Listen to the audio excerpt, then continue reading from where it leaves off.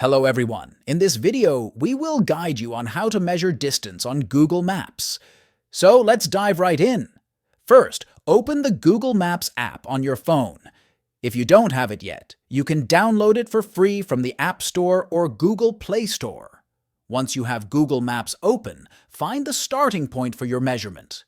It can be any location on the map. Tap and hold on the map to drop a pin at your starting point. When the pin appears, swipe up from the bottom of the screen to see more options. Now, select the Measure Distance option. You'll see a white circle with a blue line starting from your pin.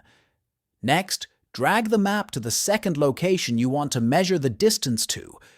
You'll see the distance being calculated in real time at the bottom of the screen.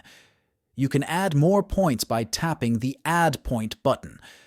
This is great if you want to measure a more complex path or route. Each time you add a point, the total distance will update automatically.